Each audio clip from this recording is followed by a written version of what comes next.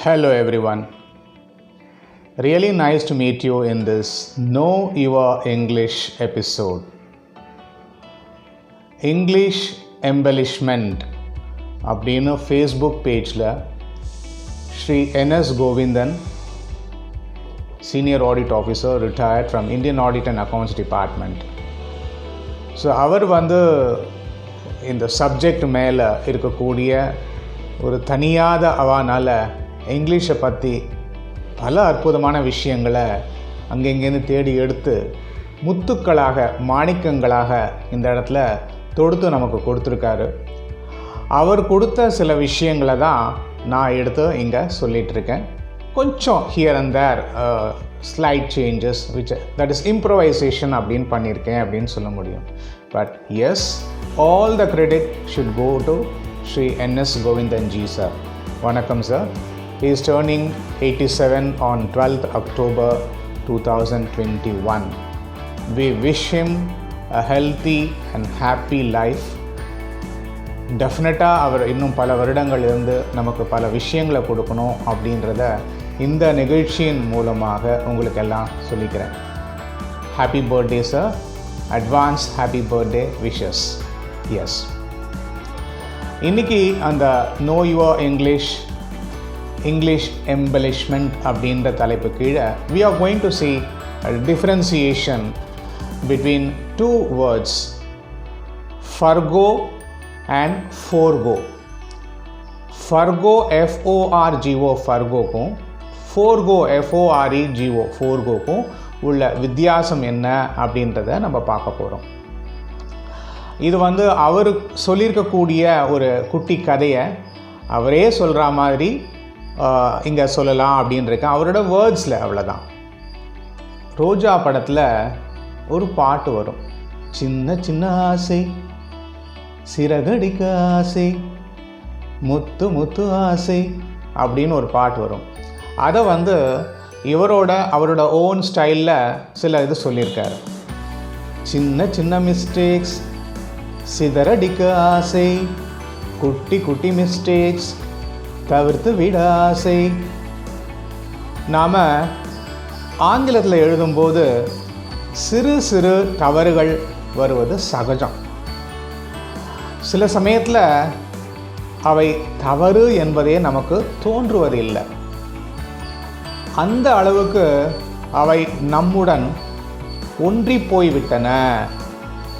அவைகளை கண்டு களைந்து அறியவே இந்த எளிய சிறிய முயற்சி அப்படின்னு சொல்லியிருக்காரு. So he is explaining his college days now. During my college days, my batchmate, I think he has forgotten the name of his batchmate, he used to refer to his father as Thopanar. அப்பா தோப்பனார்னு சொல்லுவார் instead of Thagappanar. So we remember him as Thopanar only. He was doing BA honors in mathematics from 1952 to 55. Our kind and strict principal gave him scholarship, that is half scholarship under the backward classes category. He was not even 18 at that time. Do you know what Thopanar, that is my batchmate, did? You will be surprised. He went directly to the principal's room and said, "Father, thanks for the scholarship offer. No doubt, by community, I may be classified backward, but by money, I am forward. My father is a businessman.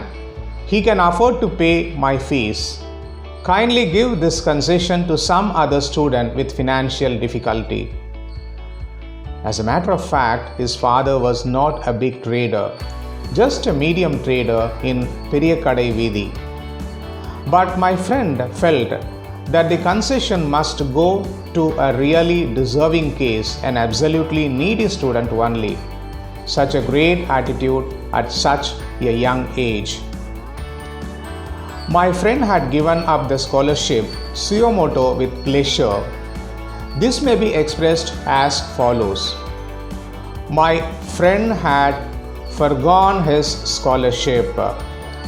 Instead of using the word forgone, I have seen many people using the word foregone wrongly.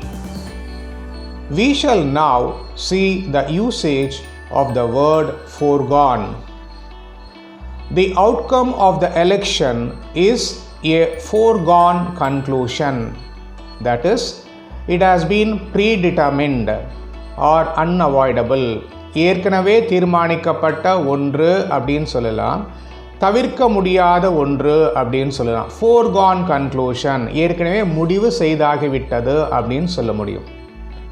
If you note carefully, for is used as a prefix in words representing giving up or losing. Here we can see some examples. Forget, F-O-R-G-E-T, forget. Fail to recall, unable to remember, unable to call to mind, disremember. Forfeit, penalty, loss, penalization. And then forsake, that means abandon, disown or quit. Whereas for is used as a prefix in words representing something earlier or before. Example, forenoon, forearm, forefather, முன்னோர்கள். foreseen அப்படின்னா ஏற்கனவே predicted, expected அப்படின்னு சொல்ல முடியும். forgo, அதான் forgo அப்படி, forgo இல்லை, forgo means sacrifice, decline, waive, etc. You can now visualize that foregone has nothing to do with forgone. Summing up, my friend had forgone the scholarship granted to him. I hope that the foregoing analysis won't make you forget the difference between forgo and forgo. Moral of the story: my friend's gesture as a student when elders, others, show a tendency to grab concessions under some pretext or other. So here is a moral which has been given through this English episode. ஃபர்கோக்கும் ஃபோர்கோக்கும் என்ன வித்தியாசம் அப்படின்றத நம்ம பார்த்தோம். Hope you would have enjoyed this program. Thank you very much for the patient listening, hearing, viewing. We'll meet you in my next episode. Until then, it's bye from Venkat.